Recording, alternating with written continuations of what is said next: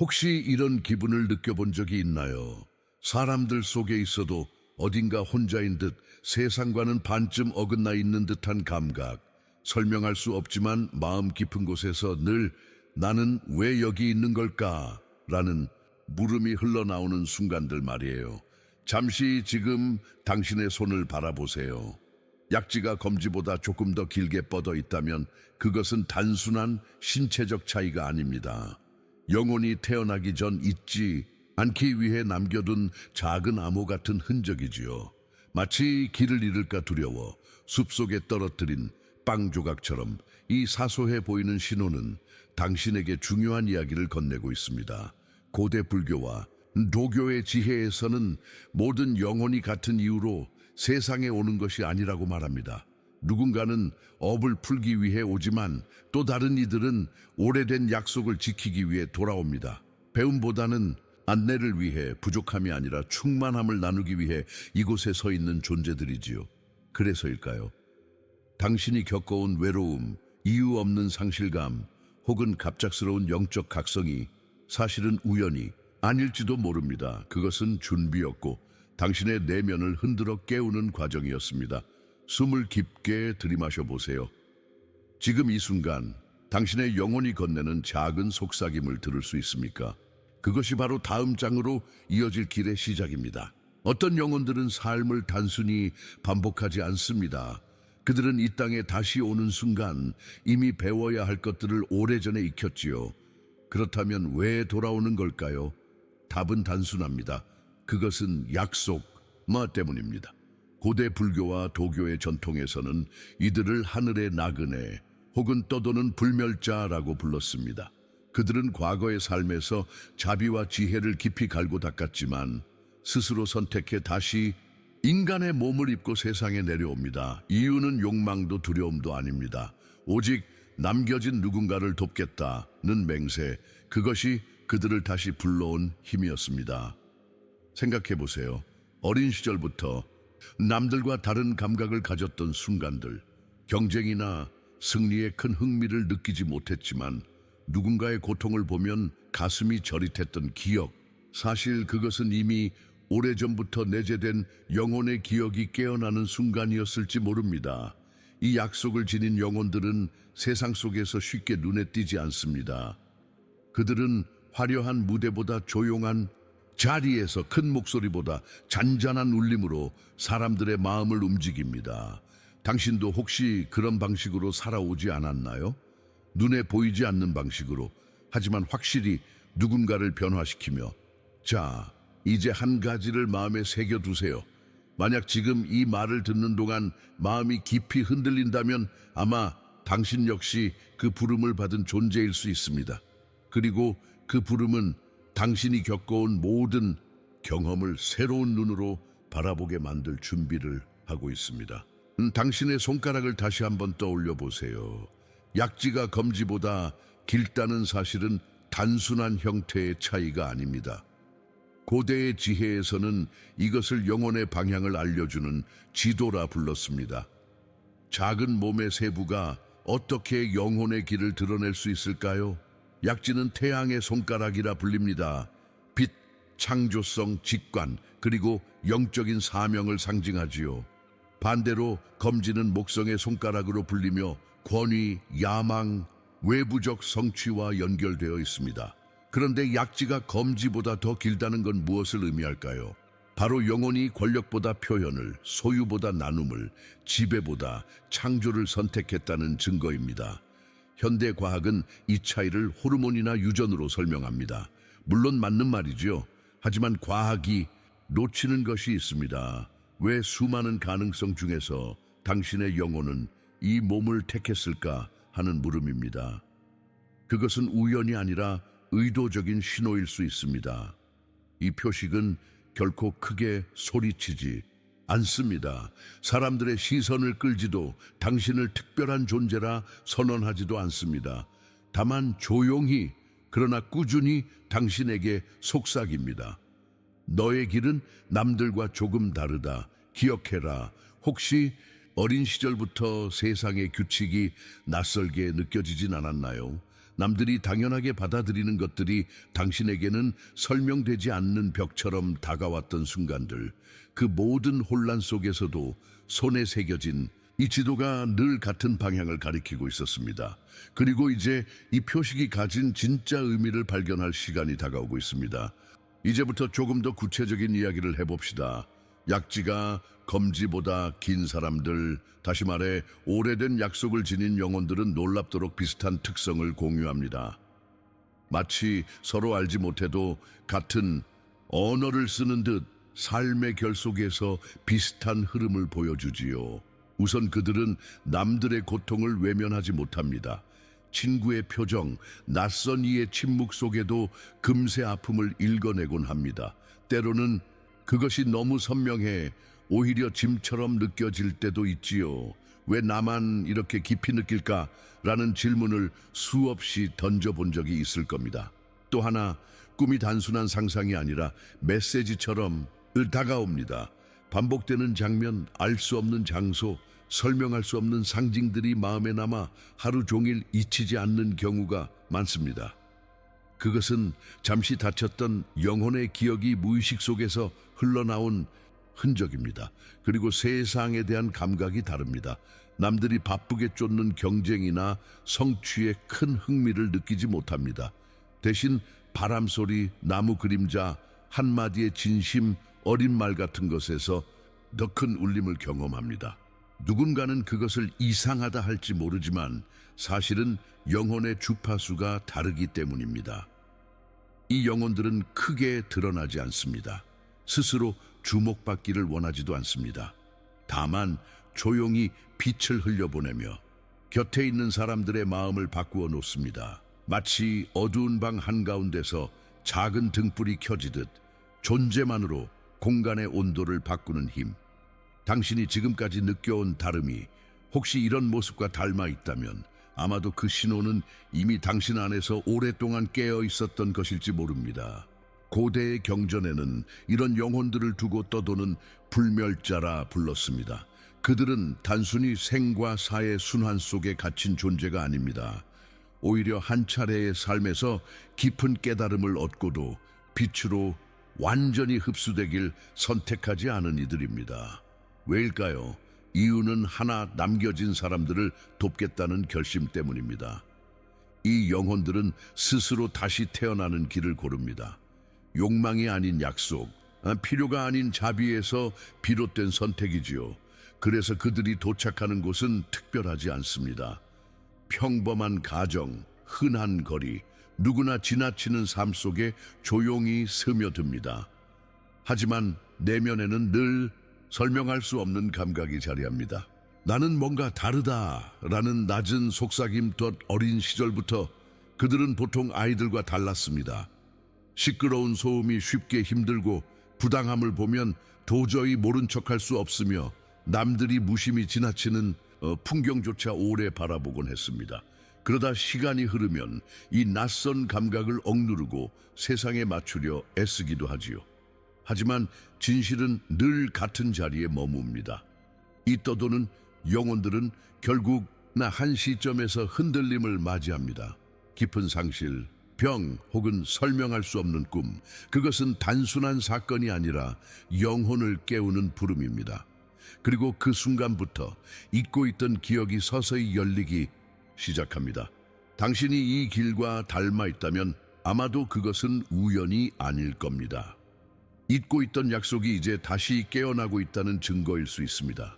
그리고 그 약속은 당신의 삶 전체를 하나로 연결하는 다리가 되어줄 것입니다. 떠도는 불멸자의 길에서 가장 먼저 마주하는 관문은 외로움입니다. 이 외로움은 단순히 곁에 사람이 없어서 느끼는 고립이 아닙니다. 오히려 함께 있어도 웃고 대화해도 마음 한편이 텅 빈 듯한 감각이지요. 마치 두꺼운 유리창 너머로 세상을 바라보는 관객처럼 끝내 완전히 섞이지 못하는 거리감이 남습니다. 이 감각은 병도 결함도 아닙니다. 오히려 더 넓은 차원을 감지하는 민감함에서 비롯됩니다. 하지만 대부분의 사람들은 이해하지 못합니다. 왜 그렇게 예민해? 별것 아닌데 왜 힘들어해? 라는 말을 들을 때마다 당신은 점점 침묵을 선택했을지도 모릅니다. 그 결과 안으로 깊이 파고드는 습관이 자리 잡게 되지요. 이 외로움 속에서 많은 이들이 글을 쓰거나 음악에 몰두하거나 자연을 오래 바라보곤 합니다. 그것은 단순한 취향이 아니라 내면을 지키기 위한 영혼의 본능입니다. 공허 속에서도 무너져 내리지 않으려는 작은 등불 같은 것. 혹시 당신도 이런 순간들을 살아왔나요? 가족이 곁에 있어도, 친구와 웃고 있어도 설명할 수 없는 고독이 마음을 스쳤던 기억. 그렇다면 그것은 잘못이 아닙니다. 단지 당신의 영혼이 다른 주파수에 맞춰져 있었던 것뿐입니다. 이 시련은 잔인해 보이지만 사실은 하나의 준비입니다. 고독 속에서만 발견할 수 있는 진실이 있기 때문입니다. 외로움은 당신을 부수려는 것이 아니라 당신이 진짜 자신을 마주하도록 밀어붙이는 힘입니다. 그리고 그것이 다음 관문으로 이어지는 길이 됩니다. 떠도는 영혼이 마주하는 두 번째 시련은 돈입니다. 단순히 생활을 위한 수단이 아니라 영혼의 흐름을 시험하는 거울처럼 다가오지요. 많은 이들이 돈을 통해 안정과 힘을 얻으려 하지만 이런 영혼들에게 돈은 늘 잡힐 듯 잡히지 않는 존재입니다. 갑작스러운 기회로 예상치 못한 금전이 들어오기도 하고 어느 날은 이유 없이 빠져나가기도 합니다. 마치 손가락 사이로 흘러내리는 물처럼 붙잡으려 할수록 더 빨리 사라집니다. 그래서 종종 자신을 탓합니다. 나는 경제 감각이 부족한 걸까? 내가 번번이 실패하는 이유가 뭘까? 그러나 진실은 다릅니다. 돈은 당신을 벌주려는 게 아닙니다. 오히려 그것은 당신이 무엇을 위해 살아가는지를 묻는 질문입니다. 이 영혼들에게 돈은 목적이 될 수 없습니다. 그것은 언제나 도구여야만 합니다.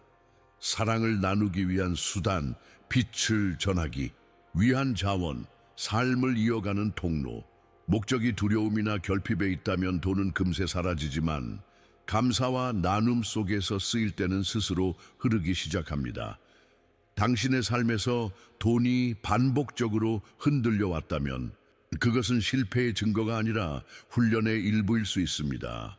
돈은 당신이 의도와 일치를 이루는 순간에만 머물고 그렇지 않으면 흘러가 버립니다. 그러니 이제 질문을 바꿔야 합니다. 어떻게 더 많이 벌까가 아니라 무엇을 위해 돈을 쓰고 싶은가? 이 물음이 정직해질 때 돈은 더 이상 두려움의 그림자가 아니라 빛을 전하는 통로가 될 것입니다. 떠도는 영혼이 반드시 마주하는 세 번째 시련은 사랑입니다. 하지만 이 사랑은 가볍거나 일시적인 감정이 아닙니다. 마음을 스치고 지나가는 설렘이 아니라 영혼의 뿌리까지 흔드는 깊고 진실한 사랑이지요. 이 영혼들은 절대 얕게 사랑하지 않습니다. 한번 마음을 열면 온몸과 온 마음을 다해 상대를 품습니다.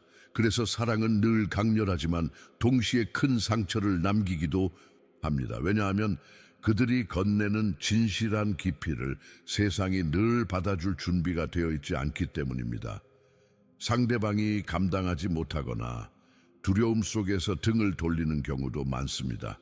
그래서 이런 사랑은 종종 짧고 강렬하게 끝나기도 합니다. 혹은 오랜 인연 속에서 한쪽만 더 많이 주고 끝내 지쳐버리기도 하지요. 하지만 이것은 실패가 아닙니다. 오히려 오래된 영혼에게 주어진 치유의 과정입니다. 지난 생에서 맺었던 미완의 인연을 닫고 묵은 상처를 씻어내며 집착이 아닌 자유로운 사랑을 배우는 훈련입니다. 때로는 영혼의 짝이라 느끼는 사람을 만나기도 하지만 그 관계가 영원히 이어지지 않는 경우도 있습니다. 그 이유는 사랑을 붙잡으라는 것이 아니라 깨어나게 하려는 부름이기 때문입니다. 사랑이 끝날 때의 고통이 곧 새로운 눈을 뜨게 하는 통로가 되니까요. 이 과정을 지나면 사랑은 더 이상 결핍을 채우기 위한 것이 아닙니다. 존재 자체로 서로를 빛나게 하는 성숙한 사랑, 조건 없는 동행으로 바뀝니다. 그리고 그 순간 당신은 비로소 사랑이 무엇을 의미하는지, 왜 그것이 영혼의 세 번째 시련인지 알게 될 것입니다. 떠도는 영혼이 반드시 거쳐야 하는 네 번째 시련은 영적 깨어남입니다. 하지만 이것은 누구나 상상하는 고요하고 평화로운 체험이 아닙니다. 종종 삶을 송두리째 흔드는 위기처럼 찾아옵니다. 어느 날까지는 분명히 알 것 같았던 나 자신이 그 다음 날에는 낯설고 의미 없게 느껴집니다. 즐겁던 일들이 더 이상 기쁨을 주지 않고 익숙한 관계조차 공허하게 다가옵니다. 주변 사람들은 왜 그렇게 예민하냐고 묻지만 당신은 설명할 길이 없습니다. 그저 삶 전체가 틀어져 버린 듯한 감각만이 남습니다. 바로 이때 영혼은 속삭입니다. 깨어날 시간이다. 책장에서 우연히 집어든 한 문장이, 낯선 이의 말 한마디가, 혹은 꿈속에서 본 상징 하나가 가슴을 흔들어 놓습니다. 직관이 강해지고 현실 너머의 신호들이 보이기 시작합니다. 하지만 이 과정은 직선적이지 않습니다. 어느 날은 맑은 하늘처럼 선명하다가도 또 다른 날은 안개 속을 헤매는 듯 혼란스럽습니다. 이 깨어남은 지식을 더 쌓는 일이 아닙니다. 오히려 잊었던 것을 기억하는 일입니다. 오래전 영혼에 새겨져 있던 기억이 문득 열리며 삶의 방향을 새롭게 비추기 시작합니다. 그리고 당신이 이 흐름을 억누르지 않고 받아들일 때 삶은 조금씩 다른 리듬을 탑니다. 더 이상 설득하거나 증명하려 애쓰지 않고 그냥 있는 그대로 살아가게 됩니다. 그 자체가 누군가에게는 등불이 되고 누군가에게는 길잡이가 됩니다. 깨어남은 고통스러운 동시에 해방의 문입니다. 그리고 그 문을 통과한 순간 영혼의 여정은 완전히 새로운 국면에 들어섭니다. 네 번째 시련, 영적 깨어남을 지나면 영혼은 새로운 경계에 서게 됩니다. 그리고 마침내 다섯 번째 시련, 사명의 발견을 맞이하지요. 이것은 단순한 목표나 직업을 찾는 일이 아닙니다. 오히려 지금까지의 삶이 모두 하나로 이어지는 순간, 내가 왜 여기 있는가라는 질문에 답이 열리는 체험입니다. 이 시련은 되게 조용하게 다가옵니다. 하늘에서 번개처럼 번뜩이는 계시가 아니라 마음속 깊은 곳에서 끊임없이 되뇌어지는 하나의 충동, 설명할 수 없지만 멈출 수 없는 열망으로 나타나지요. 어떤 이들은 글을 쓰고 싶다는 강렬한 부름을 듣고, 또 다른 이들은 가르치거나 치유하거나 단순히 살아가는 방식 자체로 세상에 빛을 전하고 싶다는 감각을 느낍니다. 돌이켜보면 그 모든 상실과 혼란, 외로움과 사랑의 상처조차 이 순간을 준비하기 위한 조각들이었다는 사실을 깨닫게 됩니다. 고통은 짐이 아니라 연습이었고, 길을 잃은 순간들은 사실 올바른 길로 돌아오기 위한 이정표였던 것입니다. 그리고 사명이 깨어나는 순간 삶은 더 이상 개인의 소유물이 아닙니다. 에너지는 자신만을 위해 쓰이지 않고 더 큰 흐름을 위해 흘러갑니다. 불안과 두려움이 사라지고 묘한 평온이 자리합니다. 물론 이 길은 여전히 쉽지 않습니다. 하지만 영혼은 되돌아가지 않습니다. 한번 사명을 발견하면 그것은 곧 삶 전체의 나침반이 되기 때문입니다. 이제부터 당신은 살아가는 사람이 아니라 빛을 전하는 사람으로 존재하게 됩니다. 사명을 발견한 뒤 영혼은 자연스럽게 또 하나의 질문에 닿습니다. 왜 하필 나일까? 이 물음은 단순한 호기심이 아니라 삶의 무게를 온몸으로 감당해온 이들이 가장 자주 던지는 속삭임이지요. 불교에서는 업, 예, 을 원인과 결과의 법칙이라 말합니다. 우리가 과거에 뿌린 씨앗이 지금의 삶으로 이어진다는 뜻이지요. 하지만 그것만으로는 설명되지 않는 부분이 있습니다. 바로 다르마, 영혼이 걸어야 할 고유한 길. 업이 과거라면 다르마는 미래를 향한 약속입니다. 이 두 흐름이 교차하는 순간 삶은 우연이 아닌 필연처럼 느껴집니다. 지금까지의 상처조차 의미를 갖게 되고, 예상치 못한 만남이나 사건도 마치 정해진 연결고리처럼 이어집니다. 그것이 바로 운명처럼 느껴지는 자리입니다. 이 교차점에 선 사람은 선택을 해야 합니다. 여전히 익숙한 무의식 속에서 잠들어 있을 것인가, 아니면 깨어나 자신의 다르마를 따를 것인가. 여기서 중요한 건 완벽함이 아닙니다. 지식을 모두 갖추거나 두려움이 완전히 사라질 필요도 없습니다. 단지 내면의 부름에 솔직하게 응답하는 용기, 그것이면 충분합니다. 만약 이 순간이 당신에게도 찾아왔다면 그것은 더 이상 미룰 수 없는 신호일 수 있습니다. 당신이 지나온 길과 앞으로의 길이 맞닿는 이 자리는 영혼에게 있어 가장 진실한 전환점입니다. 이쯤 되면 많은 사람들이 스스로에게 묻습니다. 그렇다면 나는 정말 그런 영혼일까? 대답은 시험지처럼 정해진 답으로 주어지지 않습니다. 하지만 반복적으로 나타나는 징표들이 있습니다. 그것들은 영혼이 자신을 드러내는 은밀한 방식이지요. 어릴 적부터 남들과 다르다는 느낌을 받았나요? 학교나 사회의 틀 안에서 쉽게 적응하지 못했던 경험, 이유 없이 혼자 있기를 더 편하게 여겼던 기억, 또 작은 불이나 거짓을 참지 못하고 그 순간마다 마음이 뜨겁게 요동쳤던 적이 있나요? 꿈에서도 단서가 드러납니다. 본 적 없는 장소가 낯익게 느껴지고 설명할 수 없는 상징들이 반복적으로 나타나며 때로는 강렬한 대자비가 몸을 멈추게 합니다. 이것은 단순한 상상이 아니라 영혼이 기억의 조각을 보여주는 방식입니다. 또한 이런 영혼들은 늘 보이지 않는 것들에 끌립니다. 자연 앞에서 눈물이 날 만큼 벅차오르거나 음악 한 소절에 이유 없는 그리움이 차오르는 순간들, 물질적 성공보다 의미와 진실을 찾는 갈망, 이것들은 모두 오래된 영혼이 이 세상에서 다시 깨어나고 있음을 말해줍니다. 만약 방금의 묘사가 낯설지 않다면 이미 당신 안에서는 오래된 기억이 움직이고 있는 것입니다. 혼자가 아닙니다. 세상 곳곳에서 같은 울림을 지닌 이들이 조용히 깨어나고 있습니다. 그 사실만으로도 당신의 존재는 이미 연결되어 있다는 증거입니다. 이제 마지막 진실에 다가갈 시간입니다. 당신은 결코 평범한 존재가 아닙니다. 단지 우연히 태어난 사람도 아니고 이유 없이 고통을 겪은 것도 아닙니다. 당신은 길잡이로 부름받은 영혼입니다. 세상은 종종 당신을 약하다고 말했을 겁니다. 너무 예민하다, 너무 깊다, 너무 다르다. 하지만 바로 그 다름이 선물입니다. 당신의 민감함은 약점이 아니라 타인의 상처를 알아채는 능력이었고, 당신의 외로움은 세상의 소음 속에서도 진실을 지킬 수 있는 힘이었습니다. 길잡이로 살아간다는 건 거창한 영웅이 되라는 뜻이 아닙니다. 오히려 일상 속에서 당신이 숨 쉬는 방식과 말 한마디, 눈빛 하나가 누군가의 삶을 바꾸는 씨앗이 된다는 뜻입니다. 때로는 당신조차 알지 못한 채 옆 사람의 마음을 지탱하는 등불이 되어 왔을지도 모릅니다. 중요한 건 완벽해지는 것이 아닙니다. 이미 있는 그대로의 당신이 충분합니다. 영혼의 부름에 응답하며 작은 걸음을 내딛는 순간 그것이 곧 세상에 필요한 진실의 증거가 됩니다. 그러니 잊지 마세요. 당신은 이 세상에 맞추기 위해 온 것이 아닙니다. 오히려 이 세상을 조금이라도 더 밝히기 위해 잊고 있던 진실을 다시 일깨우기 위해 온 존재입니다. 이제 스스로에게 속삭여 보세요. 나는 평범하지 않다. 나는 길잡이다.